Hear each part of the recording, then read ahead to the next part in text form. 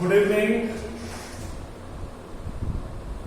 With squamous, cuboidal, columnar, ciliated, glandular and compound type of epithelium, along with the different types of glands as well as the different types of cell junctions found in the epithelium. In the previous lecture we finished off the connective tissue part, the epithelial tissue part. And today we will start with the next type of tissue, what is called as the connective tissue. Connective tissue आप नाम देखिए उसका, उसके नाम से समझ में आता है कि it is helping in some kind of connection, it is connecting the material, इसलिए उसको कनेक्टिव टिश्यू ऐसा कहते हैं। और बाकी के सभी अन्य टिश्यूज की तरह connective tissue is also made up of different types of cells together. अलग अलग प्रकार के सेल्स एक साथ आकर बनता है आपका कनेक्टिव टिश्यू।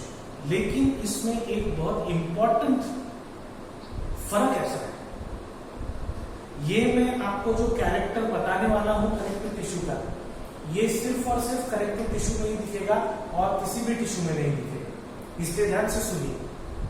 और इसका रेफरेंस बार बार आने वाला है। आपको याद होगा कनेक्टिव टिश्यू में हमें areolar, adipose, tendons, ligaments, cartilage, bones, blood, lymph ऐसे 8 अलग अलग प्रकार देखने हैं हमें, आपको अगर याद होगा तो इन 8 प्रकार में ये पॉइंट जो मैं आपको अभी बताने वाला हूं ये बार बार आने वाला है, इसलिए आपको ये बखूबी एकदम ध्यान में रखना पड़ेगा आपको। वो बात ऐसी है कि connective tissue like any other tissue, connective tissue is also made up of multiple cells together.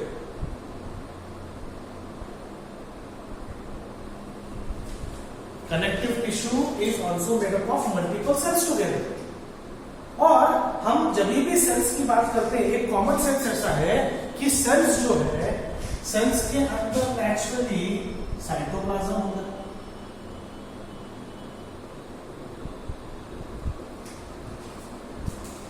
अभी सेल्स के अंदर साइटोप्लाज्म ये एपिथेलियल टिश्यू में भी है, कनेक्टिव टिश्यू में भी है, आगे जो 2-4 प्रकार हमें टिश्यूज के देखेंगे उसमें भी है।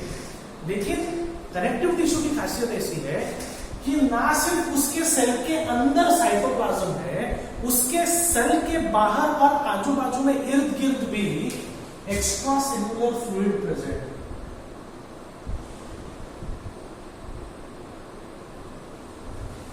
ये बाकी आपको किसी टिश्यू में नहीं मिलेगा, ये आपको सिर्फ और सिर्फ you will find it only in the connective tissues. And the cells of connective tissue they are surrounded by extracellular matrix and this fluid is called as matrix. इस फ्लूइड को क्या कहते हैं? मैट्रिक्स। अभी इस मैट्रिक्स का नाम areolar में कुछ अलग है, एडिपोज में कुछ अलग है, टेंडॉन्स, लिगामेंट्स में कुछ अलग है, लेकिन ये सभी कनेक्टिव टिश्यूज जो है इनके सेल्स के इर्द गिर्द, आसपास, आजू बाजू में एक्स्ट्रा सेल्युलर फ्लूइड है, what is called as matrix. Matrix का प्रेजेंस ये सिर्फ और सिर्फ कनेक्टिव टिश्यू में है, बाकी किसी भी टिश्यू में नहीं। कनेक्टिव टिश्यू में सबसे पहला एग्जांपल हमें देखना है, the first type of connective tissue is the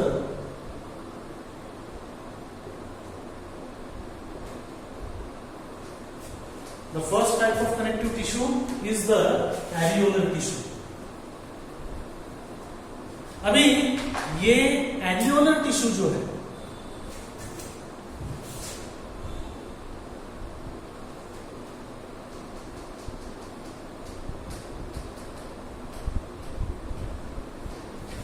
location देखिए पहले इसका, आपका स्किन जो है वो तो कंपाउंड एपिथेलियम है, वो एपिथेलियल टिश्यू है, लेकिन उस एपिथेलियल टिश्यू के immediately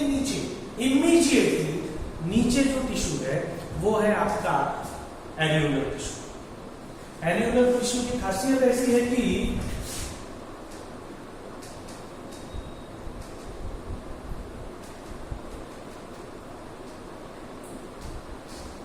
areolar tissue contains 2 types of fibers and 4 types of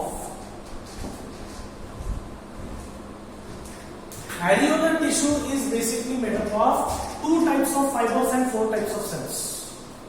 अगर ये 2+4 ध्यान में रहा तो एरियोलर टिश्यू आपके ध्यान में रहेगा, नहीं तो नहीं। समझ रहे? ओके। अभी यहां पे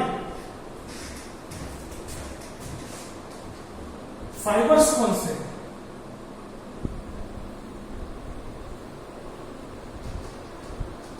दो प्रकार के फाइबर से, ऐसा हमने ऑलरेडी बात किया है। इसमें पहला प्रकार जो है फाइबर का, उससे कहते हैं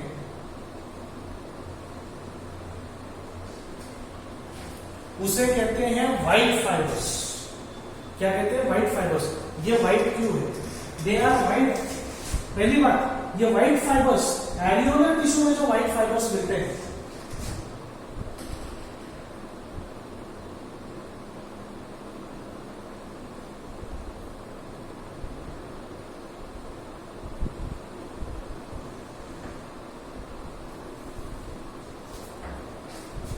एरियोलर टिश्यू में जो व्हाइट फाइबर्स मिलते हैं, पहली बात, they occur in bundles and they are unbranched. इनमें ब्रांचिंग नहीं होता। डायग्राम देखेंगे थोड़ा। अगर मुझे यहां पे आपको एरियोलर टिश्यू दिखाना है,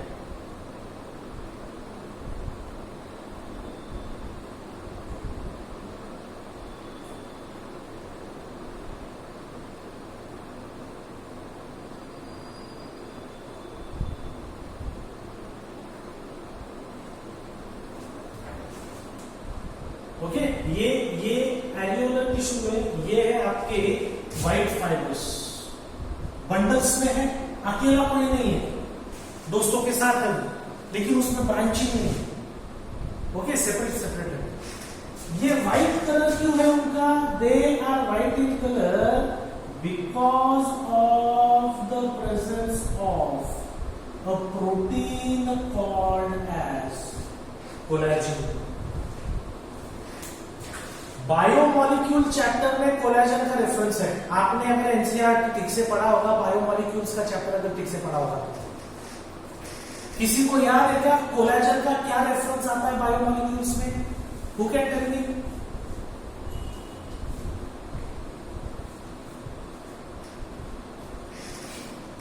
निकल गई, हवा निकल गई सबकी।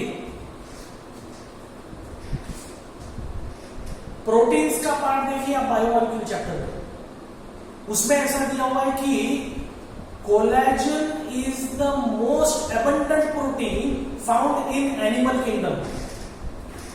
एनिमल्स में, आपकी बॉडी में, मेरी बॉडी में सबसे बड़ी मात्रा में अगर कोई प्रोटीन होगा तो वो कोलेजन। कोलेजन की वजह से ये फाइबर्स का कलर व्हाइट है। कोलेजन की वजह से ये फाइबर्स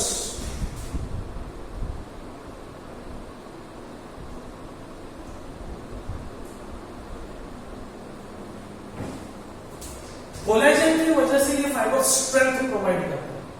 मैंने आपको बताया स्किन के इमीडिएटली नीचे एरियोलर टिश्यू है। आप इसको ऐसा खींचिए, ये इमीडिएटली टूट के निकलने नहीं वाला। क्यों? क्योंकि एरियोलर टिश्यू है वहां पे। एरियोलर टिश्यू में व्हाइट फाइबर्स है, व्हाइट फाइबर्स में कोलेजन है, और कोलेजन इस टिश्यू को स्ट्रेंथ प्रोवाइड करता है। लेकिन एट द सेम टाइम दो प्रकार के फाइबर्स है ना। दूसरा फाइबर जो है उसे कहते हैं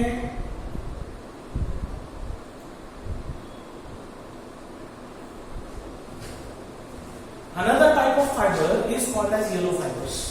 Yellow fibers कैसे हैं? They will occur single, but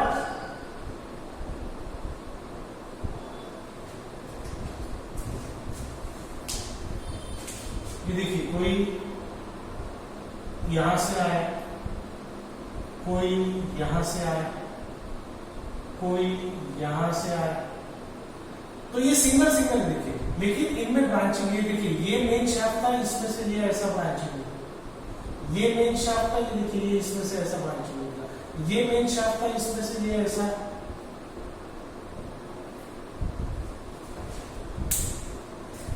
yellow fibres की ये खासियत है। दूसरी खास बात ये, इनका कलर येलो क्यों है? Because they contain a protein called as, बहुत बढ़िया नाम है इसका,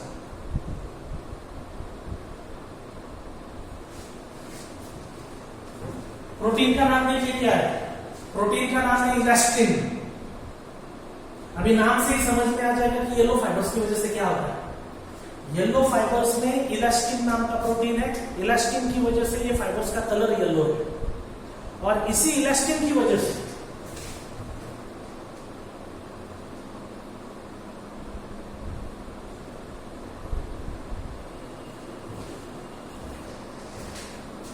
दे शो फ्लेक्सिबिलिटी। एरियोलर टिश्यू में बंडल्स में जो व्हाइट फाइबर्स है वो स्ट्रेंथ प्रोवाइड करते हैं, और सिंगल सिंगल ब्रांच जो येलो फाइबर्स है वो इलास्टिसिटी। ये देखिए स्किन के नीचे एरियोलर टिश्यू इलास्टिक भी है, आप उसको खींच भी सकते हैं, इलास्टिसिटी भी दिखाता है। 2 प्रकार के फाइबर्स एरियोलर टिश्यू में है और 4 प्रकार के सेल्स है। वो 4 प्रकार के सेल्स कौन से हैं? उसमें पहला सेल जो है among the 4 types of cells, पहला सेल जो है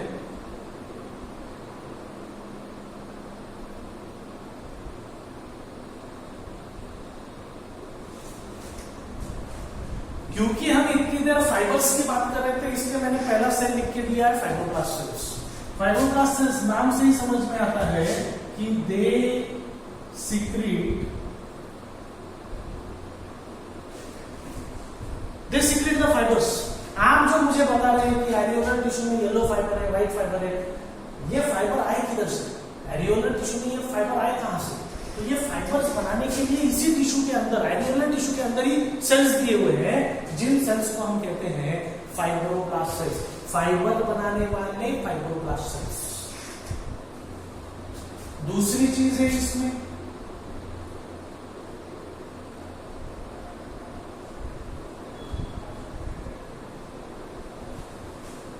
मैक्रोफेजेस। आपको शायद ऑलरेडी पता होगा फाज।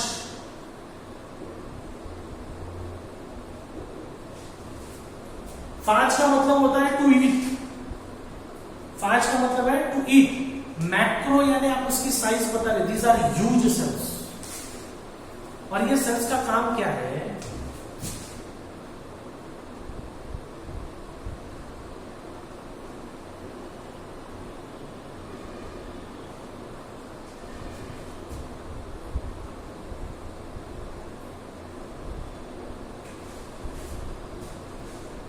टिश्यू के अंदर घूमते घूमते उस टिश्यू में या आपकी बॉडी में इन जनरल अगर कहीं कुछ अनवांटेड मटेरियल दिख गया, वेस्ट मटेरियल दिख गया, जिसे हम सेल डेब्रीज कहते हैं।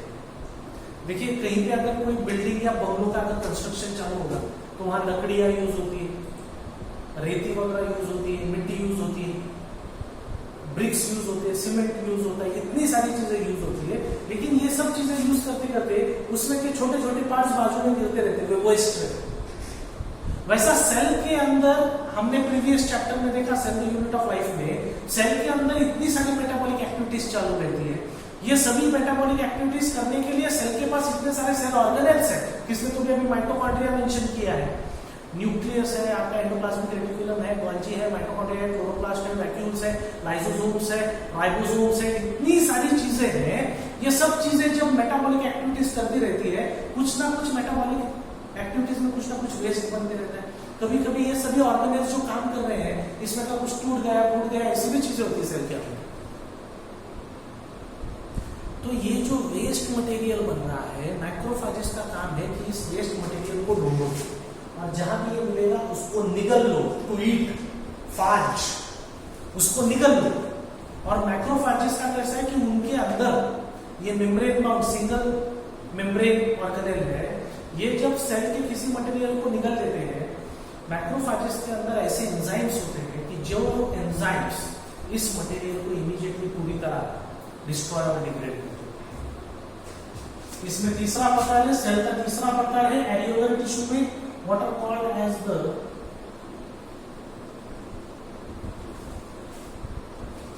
mast cells, नहीं mast cells कहने के they are called as the mast cells। mast cells जो है ये 2 इंपॉर्टेंट केमिकल्स को बनाते हैं दो इंपॉर्टेंट केमिकल्स को सीक्रेट करते हैं। इसमें का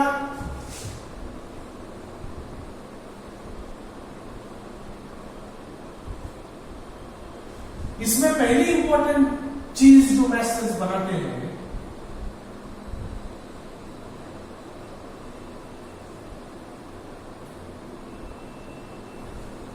the first important thing they make is heparin. Does anyone know anything about heparin? किसी को कुछ भी पता है हेपेरिन के बारे में, या आपने पहली बार सुना है ये नाम?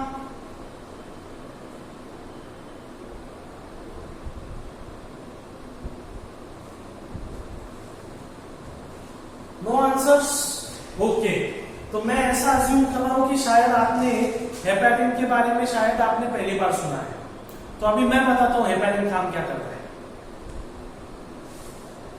बॉडी का और ब्लड का आपको एक नेचुरल हैबिट पता है आपको बॉडी का। वो हैबिट ऐसा है कि कहीं गलती से अगर कहीं पे मुझे इंजुरी हो गई तो नेचुरली उसमें से इनिशियली थोड़ा सा ब्लड लॉस होगा, लेकिन थोड़ी देर बाद वो ब्लड निकलना अपने आप बंद हो जाता है। आपको पता है इस फेनोमेनॉन को क्या कहते हैं? थोड़ी देर ब्लड निकल रहा है और बाद में अपने आप रुक जाता है। This phenomenon is called as dash. कौन बताएगा?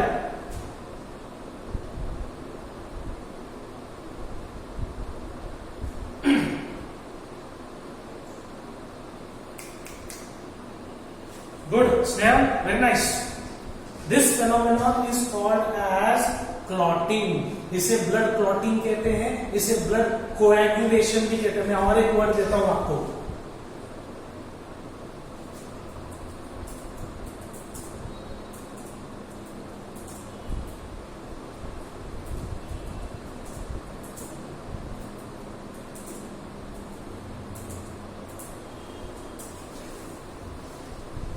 ब्लड क्लॉटिंग कहते हैं, नहीं तो blood coagulation.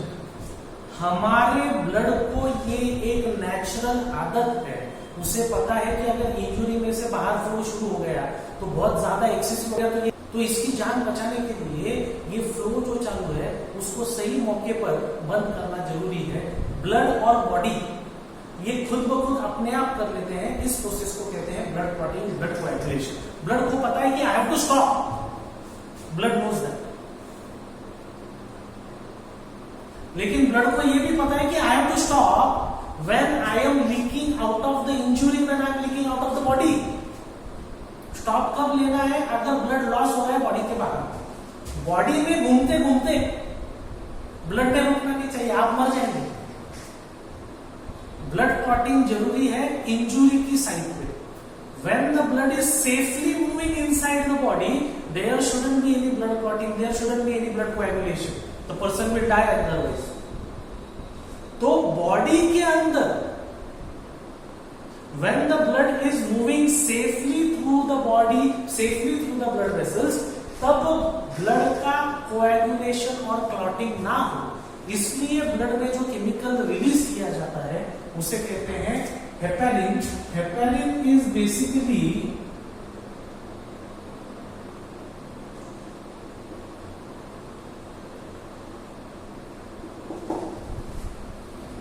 I hope I have made it clear. It is anti-clotting agent.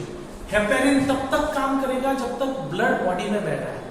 Blood एक बार इंजुरी में से बाहर बहने लगा, हेपेरिन का इफेक्ट खत्म हो जाता है, अभी ब्लड क्लॉटिंग शुरू हो जाता है।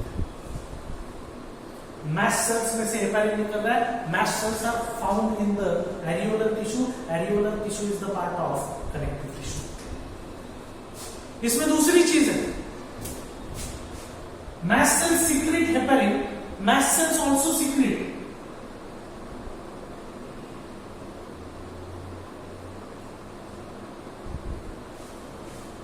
another chemical secreted by mast cells. It is called as histamine. क्या कहते हैं इसको? हिस्टामाइन। हिस्टामाइन क्या है? अभी आपको हिस्टामाइन समझने के लिए आपको पहले ये चीज समझनी पड़ेगी।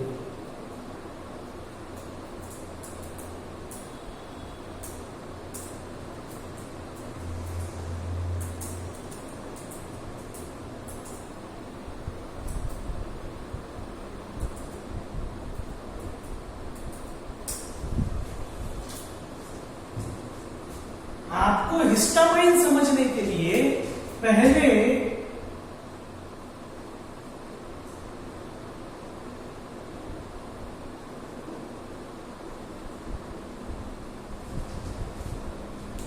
हिस्टामाइन क्या करता है? हिस्टामाइन जहां पे रिलीज होगा उस एरिया में इंफ्लामेटरी रिस्पॉन्स जनरेट होगा। अभी ये क्या है, मैंने ऑलरेडी टाइप करके रखा हुआ है। What is the meaning of inflammatory response, what is inflammation, मैं अभी आपको एक्सप्लेन करता हूं। आप देखिए कहीं बाहर घूमते घूमते या घर में भी कहीं घूमते घूमते अगर गलती से कोई नुकीली शार्प चीज अगर आपको लग गई, थोड़ा सा हल्का सा सुपरफिशियल इंजुरी हो गया, उस इंजुरी की साइट पे हमारा ऑब्जर्वेशन क्या है, उस इंजुरी के साइट पे सिम्टम्स क्या दिखते हैं? मैंने आपने टाइप किए क्या सिम्टम्स दिखते हैं? एक, वहां रेडनेस दिखेगा, उतना एरिया थोड़ा सा हल्का सा रेड हो जाएगा। दो, वहां पे हल्का सा स्वेलिंग डेवलप होगा। और तीन, वहां पे आपको पेन होगा। I hope I am right. Okay, ये तीनों सिम्टम्स जो है, these symptoms together are called as inflammation। इन तीनों सिम्टम्स को एक साथ इन्फ्लामेशन ऐसा कहते हैं। ये बहुत कॉमन बात है और ये जरूरी है, ध्यान में रखिए। बॉडी जो है वो जानबूझ के ये कर रहा है। ऐसे सिम्टम्स और कहां दिखेंगे और कब दिखेंगे? आप सोचिए, आप टीवी देखते बैठे, अभी आप जब टीवी देखते तो आपको आजू बाजू में क्या चल रहा है किसी चीज की सुध नहीं रहती। तो आप सोचिए, you are watching the television and there is a mosquito sitting on your hand and the mosquito you have suffered with the mosquito bite. वो भरपेट खाना खा के उड़ गया, उसको तो उड़ना भी नहीं आ रहा था, वो वैसे ही नशे में चल रहा है। तो जहां पे मस्किटो बाइट हुआ है वहां पे हमें सिम्टम्स क्या दिखते हैं? वहां हमें रेडनेस दिखता है, वहां हमें स्वेलिंग दिखता है, वहां हमको इचिंग होता है, वहां हमको पेन होता है। ये क्यों? ये इसलिए कि जब भी हमें किसी प्रकार का इंजुरी होता है, वहां का एरियोलर टिश्यू थोड़ा सा डैमेज हो जाता है। एरियोलर टिश्यू जब डैमेज हो जाता है, उसके मैस्ट सेल्स में से हिस्टामाइन बनता है। हिस्टामाइन फिर इंफ्लामेटरी रिस्पॉन्स डेवलप करता है वहां। ये रेडनेस जो है, ये स्वेलिंग जो है, ये पेन जो है, ये जानबूझ के बनाया जाता है। क्यों? ताकि बॉडी को समझ में आए कि अरे इधर कुछ तो भी गड़बड़ हो गई, इधर कुछ तो भी डैमेज हो गया। इन्फ्लामेशन ये सिग्नल है, बॉडी के इम्यून सिस्टम को ये सिग्नल है कि अरे जल्दी से इधर आओ, इधर थोड़ा गड़बड़ हो गया, इधर थोड़ा डैमेज हो गया, जल्दी से इधर थोड़ा सा ब्लड भेजो, ब्लड के साथ रिपेयरिंग वाले एजेंट्स भेजो, ब्लड के साथ रिपेयरिंग करने वाले प्रोटीन्स भेजो, ब्लड के साथ रिपेयरिंग करने वाले सेल्स भेजो। यहाँ पे फिर रिपेयरिंग शुरू हो जाता है। रिपेयरिंग होगा, डोंट वरी, आपका बॉडी खुद करेगा, लेकिन रिपेयरिंग करने वाले जो केमिकल्स है, रिपेयरिंग करने वाले जो सेल्स है, उनको पहले पता तो चले कुछ प्रॉब्लम हो गया। तो ये प्रॉब्लम हो गया, ये सिग्नल देने का काम ये इन्फ्लामेशन है। और इन्फ्लामेशन उसी एरिया में होता है जिस एरिया में क्या सिक्रेट होता है? हिस्टामाइन सिक्रेट होता है। हिस्टामाइन बनाने का काम किसका है? मैस्ट सेल्स का है। Mast cells are found in the areolar tissue which is part of the connective tissue. देखिए नई चीजें सीख रहे हैं आपके घर में। देखिए जनरली जब किसी प्रकार का हमें जब किसी प्रकार की इंजुरी हो जाता है तो घर में हम एक व्हाइट कलर का ट्यूब लगाते हैं, ऑइंटमेंट लगाते हैं एक प्रकार का, सोफ्रामाइसिन। आई होप आपको पता होगा। सोफ्रामाइसिन इज एंटी इंफ्लामेटरी, यानी वो इन्फ्लामेशन को बंद कर देता है। तो वहां रेडनेस रहना चाहिए, वहां स्वेलिंग रहना चाहिए। आपने सोफ्रामाइसिन लगा दिया कि थोड़ी देर बाद वो रेडनेस भी कम हो जाता है और वो स्वेलिंग भी कम हो जाता है। Are you getting this? Okay, 4 प्रकार की सेल्स देखने हैं हमको। पहला फाइब्रोब्लास्ट, दूसरा मैक्रोफेजेस, तीसरा मैस्ट और चौथा प्रकार जो है यहाँ सेल्स का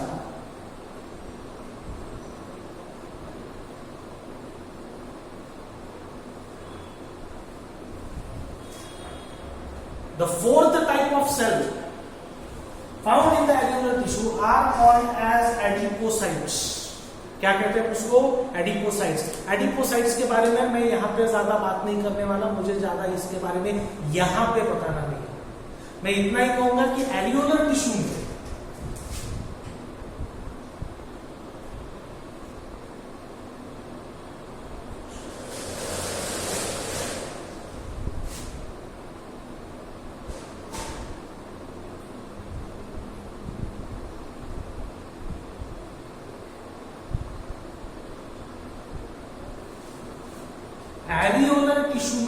इनकी संख्या बहुत ज्यादा नहीं है, एरियोलर टिश्यू में इनकी संख्या थोड़ी बहुत है।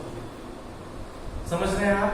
ये चैप्टर जो है, इस चैप्टर में जहां पे एरियोलर टिश्यू का डायग्राम दिया हुआ है, मुझे लगता है it must be page number 102 और 103, शायद 103 है। एरियोलर टिश्यू का डायग्राम ठीक से देखिए। मैंने यहाँ थोड़ा डायग्राम, ये पूरा कंप्लीट डायग्राम नहीं, इसमें मैंने सेल्स भी दिखाया। आप आपके टेक्स्ट बुक में देखिए एरियोलर टिश्यू का, क्योंकि वो डायग्राम अब तक एंट्रेंस एग्जाम में अनगिनत बार पूछा गया है, n नंबर ऑफ टाइम्स। वो पूछेंगे आपको कि अरे वो व्हाइट फाइबर्स की तरह दिखाओ, येलो फाइबर्स की तरह दिखाओ, 4 प्रकार के सेल्स दिखाएंगे, इसमें का मैस्ट सेल कौन सा है देखो।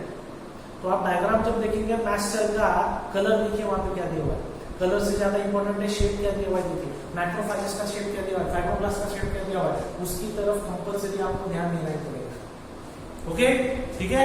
तो ये हो गया आपका पहला connective tissue, what is called as the areolar tissue. Areolar tissue का लोकेशन क्या है? It is found immediately below the skin.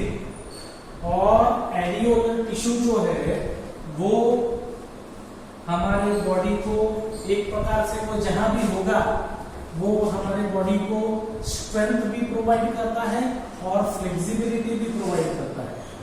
Strength किसकी वजह से है? स्ट्रेंथ व्हाइट फाइबर्स की वजह से, फ्लेक्सिबिलिटी येलो फाइबर्स की वजह से। व्हाइट फाइबर्स स्ट्रेंथ प्रोवाइड करते हैं क्योंकि उनमें कोलेजन है, येलो फाइबर्स इलास्टिसिटी प्रोवाइड करते हैं क्योंकि उनमें जो प्रोटीन है उस प्रोटीन का नाम है इलास्टिन। ये किसके बारे में बात हो रही है? ये बात हो रही है हमारे एरियोलर टिश्यू के बारे में। एरियोलर के नीचे दूसरा टिश्यू जो इंपॉर्टेंट है, उस टिश्यू का नाम है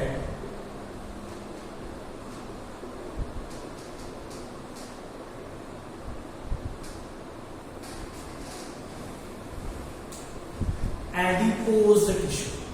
अभी एडिपोज टिश्यू जो है, it contains very large numbers of cells called as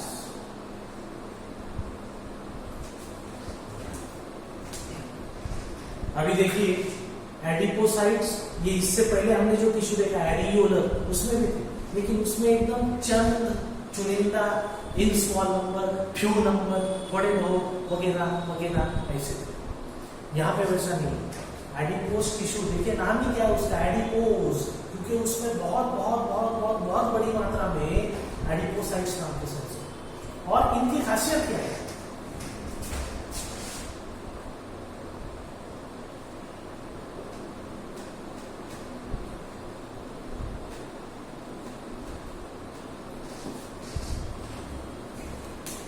adipose tissue का आपके बॉडी में अगर कुछ काम है तो वो एक ही काम है, to store lipids and to store fats. ये फैट्स जो है, ये लिपिड्स जो है, ये जो बॉडी में स्टोर होते हैं। इन जनरल आपके बॉडी में लिपिड्स कहां पे है, फैट का स्टोरेज कहां पे होता है?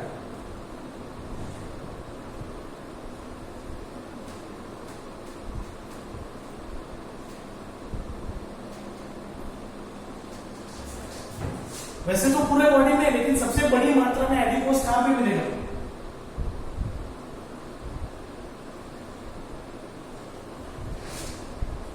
Arms, thigh region, hips and the waist. Okay, मैंने पहले ही बताया एडिपोज तो पूरे बॉडी में रहने वाला है, लेकिन सबसे ज्यादा आपको कहां पे मिलेगा? आपको मिलेगा आपके आर्म्स में। ये जो फ्लफी हो जाते हैं वो एडिपोज है। ये मिलेगा आपको आपके थाइज में। ओके, मांडीचा पार्ट जो है, थाइज जो है, थाइज बल्कअप क्यों हो जाती है? क्योंकि उसमें एडिपोज स्टोर हो रहा है, नेचुरल प्रोसेस है। हिप्स पार्ट जो है उसमें एडिपोज आता है, लेकिन सबसे बढ़िया रीजन जो है एडिपोज का वो ये है। लोग जो धीरे धीरे अभी लॉकडाउन में जो फैलते जा रहे हैं वो क्या है? वो एडिपोज टिश्यू। हम हिंदी मराठी में क्या कहते हैं? चर्बी, खरबी नहीं, चर्बी। ओके, घर वाले बोलते हैं ना चर्बी बहुत बढ़ गई है तुम्हारी, तो चर्बी का मतलब क्या है? चर्बी का मतलब adipose, that is your adipose tissue. लेकिन अभी ध्यान में रखिए, टीवी ने हमारी अकल क्या कर दी है? अंधा कर दिया है हमको अकल से। Whenever we talk about adipose tissue, whenever we talk about this चर्बी, टीवी हमेशा हमें नेगेटिव ही बताता है, चर्बी अच्छा नहीं रहता, चर्बी नहीं रहना चाहिए बॉडी में, वगैरह वगैरह, ये डिसीज होगा, वो डिसीज होगा। ये सही भी है और गलत भी है। टीवी ऐसा हाईलाइट करता है कि बॉडी में चर्बी रहना ही नहीं चाहिए, दैट इज रॉन्ग। आप ये जो टीवी पे अलग अलग प्रकार के मॉडल्स देखते हैं, हीरो देखते हैं, हीरोइन देखते हैं, इनका देखो बॉडी फैट बिल्कुल नहीं रहता दिखने के लिए अच्छा दिखता है, लेकिन लॉन्ग टर्म में अगर आप सोचेंगे तो ये डेंजरस रहता है बॉडी के लिए। This with that it is not good, it is dangerous for the body. Okay, मैं बार बार ये स्टेटमेंट हमेशा बताता रहता हूं कि ऊपर वाले ने अगर कुछ दिया है तो थोड़ा सोच समझ के ही दिया होगा समझ रहे आप? बॉडी को एडिपोज टिश्यू की जरूरत है, एक सही मात्रा में अगर ये होगा तो it is very good, that concentration, that amount is important. Adipose क्यों चाहिए? इसके पीछे पहला रीजन ऐसा है,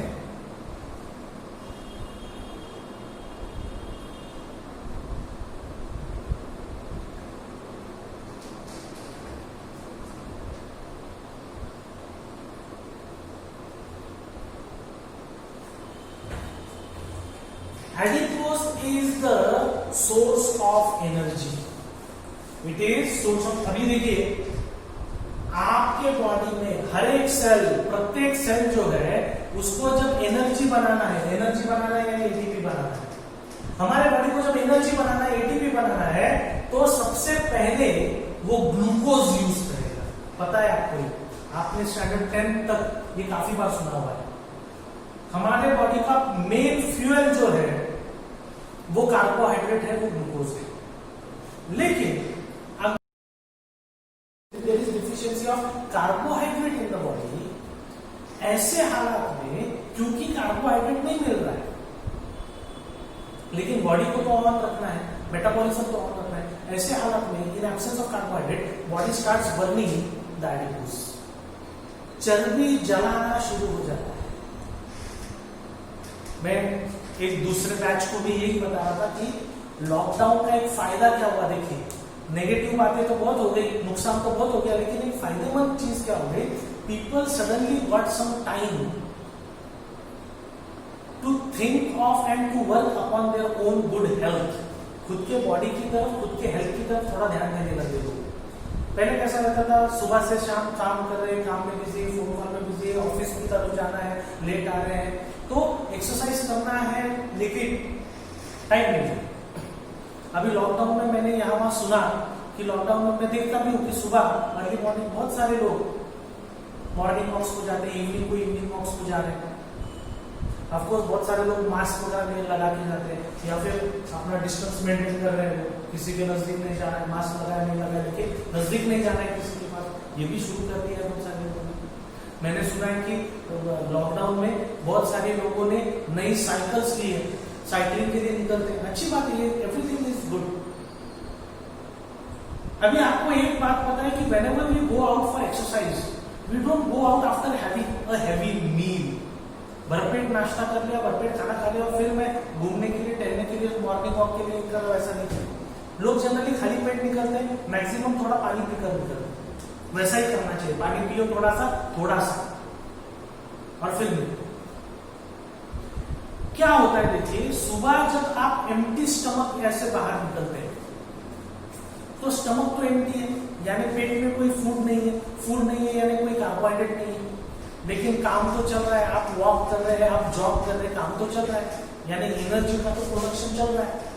ऐसे टाइम पे क्या बॉडी करता है, पेट खाली है, कोई कार्बोहाइड्रेट का सोर्स नहीं है, ऐसे टाइम पे आपके लीवर में जो कार्बोहाइड्रेट स्टोर किया गया है वो कार्बोहाइड्रेट को यूज करके बॉडी अपना काम चला रहा है, बॉडी अपना एनर्जी बना रहा है, लेकिन वो कार्बोहाइड्रेट बहुत जल्दी यूटिलाइज हो जाता है। उसके बाद आपका रनिंग तो चालू ही है, आपका साइकिलिंग तो चालू ही है। ऐसे इसमें फिर आगे क्या किया जाता है, कार्बोहाइड्रेट खत्म हो गया, नया कोई फूड आया नहीं है, ऐसे इसमें फिर धीरे धीरे बॉडी क्या करने लगता है, ये जो आपका एडिपोज टिश्यू, उस एडिपोज टिश्यू में से थोड़ा थोड़ा लिपिड निकाल के बॉडी उसको मेटाबोलाइज करना शुरू कर देता है, उसको बर्न करना शुरू कर देता है और एनर्जी प्रोड्यूस करना शुरू कर देता है। तो आप देखिए, लोग आपको बहुत बार हमारे आसपास सुनते रहते हैं कि मैं अभी लॉकडाउन में 2 महीने से थोड़ा घूमना फिरना शुरू कर दिया है, अर्ली मॉर्निंग में बस 2 किलोमीटर जाता हूँ, 5 किलोमीटर जाता हूँ, वो ये पॉइंट तक जाकर मैं वापस आता हूँ, आधा घंटा 40 मिनट चलता हूँ, 1 घंटे का राउंड मारता हूँ, बहुत पसीना निकलता है, 2 महीने में मेरा 5 किलो वजन कम हो गया। वजन कम हो गया नहीं, क्या हो गया, वो एडिपोज टिश्यू क्या हो गया, बर्न हो गया। कैसे क्या बंद हो गया, क्योंकि आप ये जो एक्सर्शन कर रहे थे, ये जो एक्सरसाइज कर रहे थे, उसके लिए जो एनर्जी की जरूरत थी, वो एनर्जी कैसे मिला बॉडी को, खुद का एडिपोज टिश्यू बर्न करके मिला।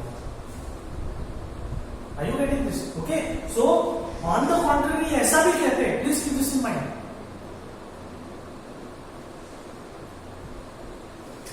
कार्बोहाइड्रेट से जितना एनर्जी मिलता है उससे कई गुना ज्यादा एनर्जी लिपिड से मिलता है, कई गुना ज्यादा एनर्जी आपको लिपिड से मिलेगी। ओके, 1 ग्राम कार्बोहाइड्रेट से जितना एनर्जी मिलता है उससे कई गुना ज्यादा एनर्जी आपको 1 ग्राम लिपिड में से मिलेगा, 1 ग्राम एडिपोज में से मिलेगा।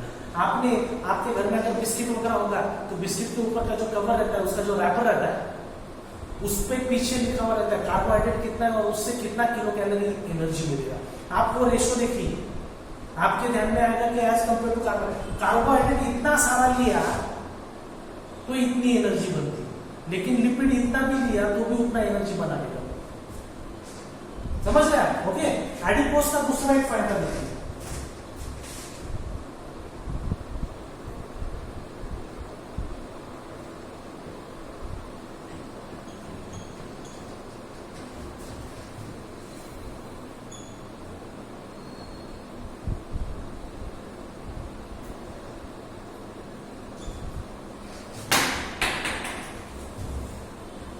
adipose acts as insulator of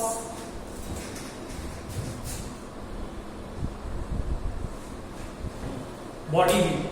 winter में देखिए, विंटर में बॉडी ज्यादा खाना डिमांड करता है, you eat more times, you eat frequently.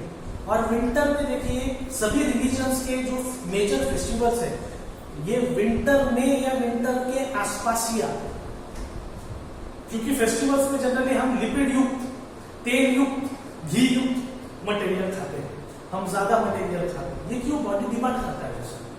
आपके बॉडी में जितना ज्यादा एडिपोज टिश्यू जाएगा उतना धीरे धीरे एडिपोज टिश्यू का क्या हो जाएगा, एक्यूमुलेशन हो जाएगा, डिपोजिशन हो जाएगा। ठंड के दिनों में देखिए, जैसा आपने यहाँ पे ठंड के दिनों में टेम्परेचर 10 डिग्री सेल्सियस तक जाता है, लेकिन बॉडी को तो अपना 37 डिग्री मेंटेन करना है। तो इसलिए बॉडी क्या करता है, पहली बात बॉडी बार बार फूड का डिमांड करता है और भरपूर फूड का डिमांड करता है। आप रेगुलरली जितना खाना खाते हो उससे ज्यादा खाना आप ठंड के दिनों में खाते हो। क्यों? क्योंकि every time you are eating the food and burning the food and digestion जैसे शुरू होता है, डाइजेशन की वजह से बॉडी में हीट जनरेट होता है, बॉडी को चाहिए वो हीट चाहिए, बाहर इतना ठंड है मुझे तो 37 डिग्री मेंटेन करना है, वो डाइजेशन से हीट जनरेट होना जरूरी है। लेकिन at the same time heat तो जनरेट हो रहा है, लेकिन वो हीट का लॉस नहीं होना चाहिए। इसलिए बॉडी जो है, ये देखिए ठंड के दिनों में और बारिश के सीजन में तली हुई चीजें खाने में बहुत मजा आता है, क्योंकि आप जब ये तला वगैरह जो मटेरियल खाते हैं उससे आपके बॉडी में लिपिड का कंटेंट बढ़ जाता है। और लिपिड्स क्या करते हैं, लिपिड एक हीट इंसुलेटर का काम करते हैं, बॉडी हीट को वो एस्केप नहीं होने देते, बॉडी हीट मेंटेन रहता है, बॉडी वार्म रहता है, जो विंटर में ज्यादा होता है। समर में आप कभी ऐसा नहीं करेंगे। समर में आप देखिए 12-1 बजे आपका स्कूल का छुट्टी हुआ, आप साइकिल से गाड़ी से घर पे गए, समर की बात कर रहा हूँ, मम्मी ने बोला मैंने तेरी सबसे फेवरेट सब्जी बनाई है, हम भी जस्ट गरम गरम बनाइए खा ले, आप नहीं खा पाते उसको, you are not able to enjoy it that way, शायद खाएंगे भी नहीं आप। बॉडी क्या बोलता है, अरे ऑलरेडी मेरा टेम्परेचर इतना बढ़ गया है, बाहर इतना धूप है, अभी अगर मैंने ये मटेरियल खाया तो मेरे बॉडी का टेम्परेचर और बढ़ जाएगा, मुझे नहीं खाना है, मुझे I can not increase my temperature, I can not allow the increase of temperature in my body. गर्मी के दिनों में no matter what favourite thing, hot warm thing बना हुआ है, आप क्या प्रेफर करते हैं? आप ककड़ी खाएंगे, कुकुम्बर, आप वाटरमेलन खाएंगे, उस सीजन के जो फ्रूट्स है जो ठंडे रहते हैं आप वो खाएंगे, वो ज्यादा ठंडक देते हैं, वो बॉडी को ज्यादा अच्छा है। समझ रहे हैं? एडिपोज के बारे में ध्यान रखिए, it is also acting as insulator of body. Adipose जरूरी है, बॉडी में लिपिड्स होना बहुत जरूरी है। ध्यान रखिए, fat material, lipid material body में जरूरी है, लेकिन जैसा मैं इतना सब अच्छा बता रहा हूं इसके बारे में, मुझे आपको ये भी बताना है कि ये जरूरी है, लेकिन in a specific amount, in a specific quantity ही रहनी चाहिए। आई बात ध्यान में? ओके, अगर ये एक्सेस हो गए तो फिर ये वेट गेन हो जाता है। Excess of adipose tissue leads to a condition called as obesity, और अगर ओबेसिटी हो गया तो फिर बॉडी के अलग अलग सिस्टम्स पे उन एडिपोज टिश्यू का प्रेशर गिरने लगता है, फिर वैस्कुलर सिस्टम पे प्रेशर गिरता है तो ब्लड प्रेशर का प्रॉब्लम शुरू हो जाता है। ब्लड प्रेशर का प्रॉब्लम शुरू हो गया यानी हार्ट भी अफेक्ट हो जाता है और किडनीज भी अफेक्ट हो जाते हैं। एक बार वैस्कुलर सिस्टम और एक्सक्रीटरी सिस्टम अफेक्ट हो गया कि बाकी के सिस्टम्स को अफेक्ट होने में ज्यादा टाइम नहीं लगता। This is how things happen in our body. Adipose is important but in the right amount, in the right quantity. समझ गया? ओके, मैं रुक जाता हूं आज यहीं पे। एडिपोज खत्म नहीं हुआ है, हमें 2 प्रकार के एडिपोज देखने, but we will do that in the next lecture. Okay, thank you very much. I'll stop here. Have a good evening.